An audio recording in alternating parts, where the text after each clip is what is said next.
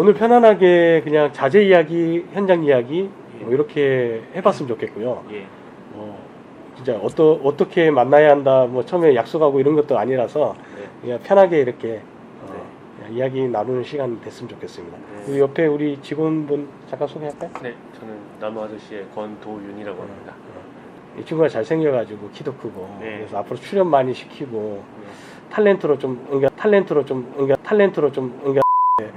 그리고 연배가 아까 제가 들었는데 뭐 그렇게 많지가 않으신 것 같아요. 일반 현장에서도 보면 40대, 50대 분들이 대부분 지금 다 하고 계시잖아요. 그래서 저는 이제 30대 입만 벌리면 거짓말이 40대 초반, 이제 30대 후반. 후반 네. 이렇게 되시니까 분명히 우리가 이런 정보를 많이 공유하다 보면 우리나라 건축 시장도 조금 좋아지고 저희도 도움이 많이 되겠죠. 나이 때문인지 현장에서 음. 그렇게 카리스마는 없습니다. 아니 뭔가 있어 보이는데. 내가 딱 나타났을 때 네. 사람들이 막 그 태도가 달라진다거나 이런 게 별로 없어요. 저도 없는데 어떻게 하지? 네. 우리 뭐 오든지 말든지 이러면 안 되는데. 네. 아니, 뭐 그런 거는 또 평상시에는 부드럽게 가다가 네. 또 중요한 순간에 딱 잡을 수 있는 그런 카리스마는 있으신 것 같아요. 눈빛이 예사롭지 않습니다. 그래서 어렸을 땐 더 지금보다 더 젊었을 때는 네. 걷어차고 때려 부시고 많이 했습니다. 그러면 이제 지금 현재는 경량목 구조 단지에서 개발을 하고 계시는 거죠? 예, 경량목 구조만 짓는다 딱 정해놓진 않았어요. 고객이 원하는 집을 짓는 겁니다. 한번 현장 진짜 가보고 싶고요. 지금 예. 현재 2채 거의 올라갔다고 제가 예. 들었고요. 계속 개발해서 한 몇 채 정도까지 생각하세요? 앞으로 최종 목표는 200세대 이상이고요. 지금 현재 허가가 되어 있는 세대 수는 이제 18세대. 그럼 18개 중에 계약돼서 분양 이제 시공 들어갈 게 지금 현재는 2개. 지금 2개 진행 중인 게 2개고요. 앞으로 착공할 게 3개, 3동 있습니다. 그러면 5채가 지금 계약은 됐네요. 예. 네. 분양가 물어봐도 됩니까? 분양가는 비밀입니다. 그러면 2채는 목구조로 하셨어요? 예. 경량 목구조로. 네. 제가 벽체 좀 물어봐도 돼요? 네. 뭐 어떤 거 쓰셨어요? 외벽재요? 예. 외벽재는 한 집은 세라믹 사이딩이고 음. 한 집은 현재 파벽돌입니다. 골조 자체는 6를 쓰셨어요? 2x6. 그러면 중부 이 지역이잖아요. 그래서 외단열이나 내단열 같은 게 추가로 좀 돼야 내단열은 이제 준공 조건에 네. 이제 가등급 단열재를 사용하면 된다. 맞습니다. 그래서 그 조건에 맞게끔 인슐레이션 유리섬유 단열재를 썼습니다. 그러면 파벽 붙이기 위해서 네. 그 레인 스크린하고 시멘트 보드를 하셨어요? 아니요. EPS 단열. EPS로 하셨어요? 단열이 보면 엄청 나겠는데요? 근데 제가 한 가지 여쭤보고 싶은 게 네. 있는데 이거 실제 경험인데요. 네. 2층 수도가 에이콘 파이프로 해서 외벽 쪽으로 있는 그 스터드 사이로 해서 2층까지 올라간 파이프가 2개가 있어요. 근데 외단열을 거기도 이제 스타코 마감인데 그 겉에 레인 스크린 대고 130mm 단열재를 붙였거든요. 네. 그리고 그 위에 스타코 이제 마감을 한 거예요. 네. 그러면 겉에 꽤 두꺼운 외단열이 붙은 건데 얼어요? 내단열도 그 벽체 단열재도 있는 상태에서 얼어요? 그 수도가 얼었어요. 그래서 그게 제 생각에는 레인 스크린 공간 때문이 아닌가 그렇죠. 하는데 그거에 대해서 한번 여쭤보고 싶습니다. 말씀드린 레인 스크린을 어떻게 만드셨어요? 뭐 어떤 네, 자죠? 방부목. 하고 15mm 쫄대로. 예. 그러면 일단 두 가지 문제가 있을 텐데요. 그 쫄대가 폭이 한 38mm 정도 되잖아요. 그래서 EPS가 부딪혔을 때 폭이 넓으니까 그렇게 문제는 안 될 것 같고, 네. 그리고 그 공간이 15mm 두께의 그 차가운 공기가 올라가면서 네. 분명히 이제 수도가 그 스터드 사이로 들어갔다고 네. 하셨잖아요. 그러면 단열재가 조금 미비하게 들어갔든지 아니면 그 스터드 쪽으로 붙으면 열교가 그쪽에서 일어나잖아요. 네. 그래서 영하로 진짜 많이 떨어졌을 때 네. 그 열이 그 차가운 열이 타고 들어와서 그까지 얼었을 가능성이 높은데 그거를 해결하려면 좋은 자재가 있어요. 한번 보여드릴게요. 여기에 이제 목구조 외단열 스타코 시공 방법 때 제가 추천해드리는 자재거든요. 네. 이걸 한번 볼게요. 일단 영상을.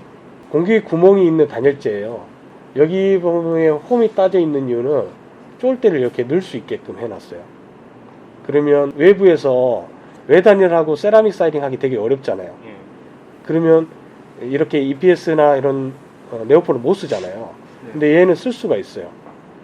저 홈에다가 목재 상을 집어넣고 본드로 붙이면 저 자체가 이제 고정이 돼요. EPS를 연결할 때 가장 연결 부분에 취약하잖아요. 얘는 홈이 1개, 2개까지 돼요. 네.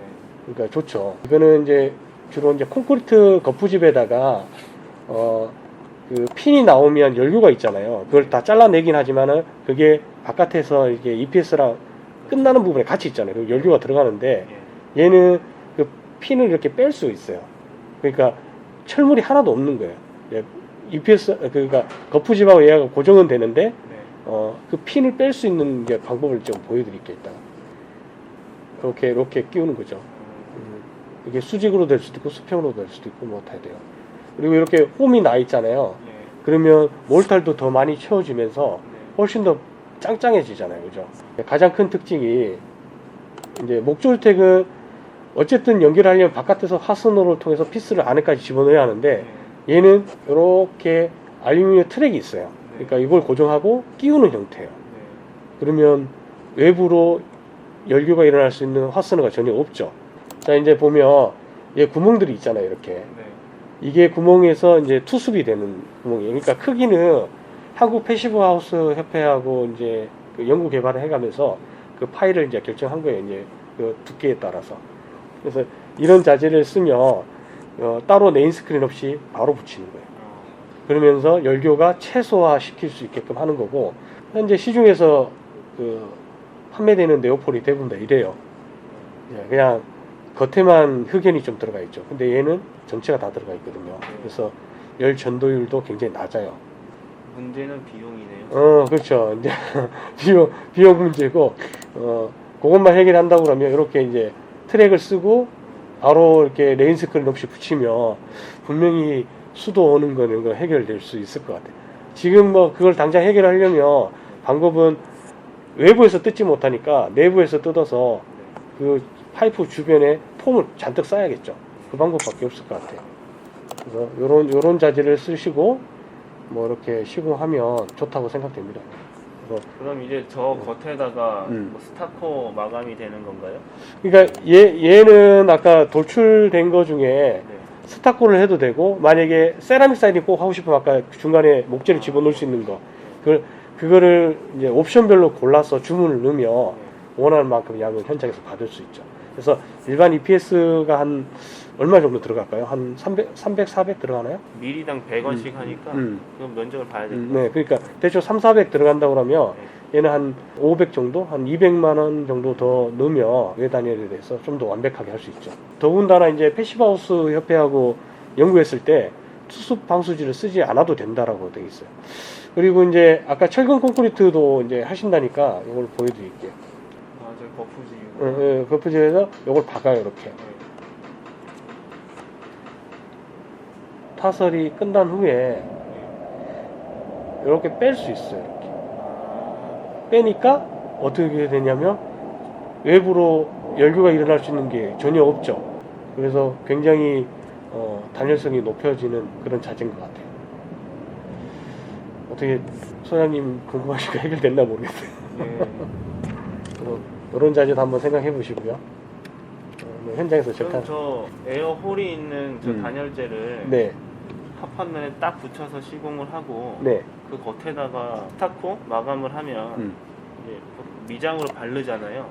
예. 그러면 그 막히는 구멍이 우리가 생각할 때 네. 소장님 아시겠지만 일반 시멘트나 콘크리트에 들어가는 이제 몰타 같은 게 네. 방수가 아니라 흡수성 자재잖아요. 네. 그러니까 통기가 되는 거예요. 그러니까 막는다고 해도 그것까지 계산해서 그 구멍을 만든 거거든요. 그래서 거기에서는 미세하지만 습이 왔다 갔다 하게 돼 있고, 그리고 스타코 플렉스라는 제품이 있는데 걔도 투습이 되는 거예요. 근데 일반 드라이피트라든지 완전 차단시키는 제품은 안 맞는 거예요. 목조 주택하고는. 그러니까 그거는 메인 스크린이 별도로 있어야지 되는 거고 네. 이 통기가 될 수 있게 투수공을 통해서 나오면 거기에 대해서 바깥에 있는 자재도 투습이 돼야지 되는 거죠. 그러니까 그런 메커니즘을 알고 자재를 선택하고 시공을 제대로 해줘야 하는데 그냥 아는 거죠. 이제 이런 자재들이 사실 굉장히 많은데 몰라서 못 쓰거나 아니면 비싸서 안 쓰거나 소개도 우리도 잘 안 하는 거죠. 왜냐하면 입 아프잖아. 막 이렇게 설명하고 있는데 결국 안 살 건데 그냥 뭐 쓸 자재만 파는 거죠. 그래서 그런 것들을 어떻게 영상으로 좀 묶어가지고 재밌게 소개해 보려고 준비를 하고 있는 거예요. 제가 5년 전에 네. 캐나다 그 빌딩 사이언스라고 네. 거기 이제 연수에 한번 참가를 했었는데 이게 4박 5일인가요? 9박 10일. 9박 10일인가요? 근데 그때 강사분이 그 현지에서 이제 구조 기술사였거든요. 네. 직업이. 근데 그분한테 제가 한국의 그 스타코 마감의 지금 현 주소가 이렇다. 정말 제대로 된 스타코 마감이 어떤 거냐 질문을 했을 때 뭐 레인 스크린 되고 뭐 절차가 우리하고는 많이 달라요. 돈이 엄청 많이 드는 공법이 원래 스타코예요. 맞아요. 근데 국내에서는 가장 싼 자재에 속하죠. 맞습니다. 그때 레인 스크린에 대해서 이제 질문을 했는데 꼭 레인 스크린 해야 되는 거냐, 바깥에 외단열을 하는데 레인 스크린이 꼭 필요한 거냐 질문했을 때 이런 답변을 들었어요. 그 130mm 이상을 붙였을 때는 그 EPS 이게 결로점 이하로 내려가지 않기 때문에 레인 스크린을 하지 않아도 된다. 하지만 그 두께가 있기 때문에 그거를 단단하게 고정시키기가 어렵다. 뭐 이런 답변을 들었거든요.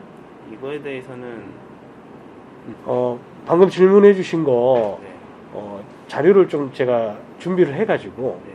말씀을 따로 드릴게요. 이게 약간 수치화상으로 계산하고 뭐 이런 것들이 좀 필요해가지고 네. 그래서 아까 말씀하신 것처럼 벽체 단열재 두께에 따라 투수공을 어떻게 계산했는지 네. 그게 우리나라 기후하고 그러니까 미국 같은 경우도 캘리포니아나 뭐 LA나 이런 곳 각각의 기후가 다 틀려가지고 네. 건축법도 다 틀리더라고요. 그래서 그러면 우리나라는 어느 곳하고 기후를 잘 맞춰서 걔네들 코드가 우리하고 맞는지에 대해서도 진짜 한번 연구나 고민을 해봐야 될 것 같아요. 그래서 그거에 대한 걸 제가 자료를 준비해서 소장님 한번 더 모시고 이렇게 이야기를 해보도록 하고요. 예, 보니까 외단열 이쪽에 관심이 많으신 것 같아요. 왜냐면 네. 요즘에 이게 코로나 때문에 네. 자재 수급이 잘 원활치가 않습니다. 구조재도 그렇고 단열재도 그렇고 그럼 단열재를 못 구하면 우리가 다른 대안은 뭔가 고민을 하다 보니까 그 외단열로 가야 되지 않나 네. 고민을 하게 된 겁니다. 그러니까 건축의 그 가장 중요한 게 저는 기밀이라고 생각하는데 다 단열도 있지만 단열에서도 제일 중요한 외단열이거든요. 네. 그러니까 목조주택이야 중단열 어쩔 수 없이 하고 내단열을 안 할 수 있지만 외단열은 저는 꼭 해야 한다 생각해요. 그래서 뭐 자재는 제가 계속 어떤 걸 소개를 해드릴 건데 지금 좋은 자재들이 많이 개발되고 있는 중이거든요. 그래서 현장에서 좀 많이 적용됐으면 좋겠고요. 이제 좀 제가 드리고 싶은 말씀 중에 혹시 건축주들이 네. 전열교환기에 대해서 수요가 뭐 요청이 없습니까? 아직은 없습니다. 그래서 우리가 소개를 하지 않으면 요청은 없어요. 앞으로는 이제 이 코로나 시대나 뭐 공기의 질이나 이런 거에 대해서 굉장히 관심 많고 네. 대기업에서도 공격적으로 TV 광고도 막 하고 그러거든요. 네. 그래서 저희도 이제 대기업하고 경동 그쪽에 이제 전열교환기를 본격적으로 해보려고 시공 교육을 여기서 잡을 거예요. 그러니까 설비 교육, 실습 교육, 그다음에 기계 설치 교육, 이게 왜 좋은지에 대한 뭐 이론 그런 교육들을 할 텐데 네. 소장님 가까이 계시니까 한번 구경 오셔도 되고 참가해 주셔도 좋을 것 같아요. 그럼 그런 설비를 적용했을 때 네. 드는 비용에 대해서도 그럼요. 좀 같이 이렇게, 이야기를 해드릴 거고 준비를 해주시면 좋을 것 같습니다. 직접 이게 이제 전열교환기가 가장 큰 핸드캡이 뭐냐면 이 설비라는 부분과 마감에 대한 이제 설비는 설비로 끝날 수도 있잖아요. 네. 근데 얘는 설비 배관에 대한 걸 하고도 하지만은 외단열이 있을 때 외단열 마감재하고 또 이렇게 부착해야 할 후드라든지 예. 이런 것 때문에 공정별로 자꾸 들어와야 돼요. 예. 그러니까 전열교환기 설치비가 얼마냐 물어보면 네. 기계값은 100에서 150만 원, 200만 원인데 네. 한 500만 원 견적을 낸단 말이에요. 그러면 자재해봐야 200만 원 정도 들어가는데 네. 300만 원은 뭐냐 이거야. 결국에는 여러 번 현장을 와서 이렇게 뭐 설치하고 봐야 되고 뭐 하고 이렇게 그런 게 많이 들어가서 그런 거고, 인건비네요. 소장님이나 누가 현장에 계신 분들이 사실 아무것도 아니잖아요. 그거는 무슨 물이 지나가는 것도 아니고 네. 공기만 지나가는 건데 그거에 대한 메커니즘을 알고 공사를 하실 수 있다 그러면 네. 확 줄어들겠죠. 그리고 건축주한테 이 집에 대해서 이런 단열을 하고 이런 기밀을 했기 때문에 이 집은 패시브하우스급이지만 공기에 대한 것도 이걸로 관리를 한다. 네. 그러면 훨씬 더 집이 잘 팔리겠죠. 그래서 그런 자재를 좀 소개를 할 수 있는 시간을 가졌으면 좋겠습니다. 네, 알겠습니다. 네, 오늘 이렇게 찾아주셔서 너무 감사드리고요. 다음번에 오시면 제가 아까 준비하는 자료 또 현장 가보기도 하고 예. 이렇게 할 수 있는 인연을 계속 만들었으면 좋겠습니다. 예. 네, 유익한 답변 감사합니다. 네 감사합니다. 감사합니다.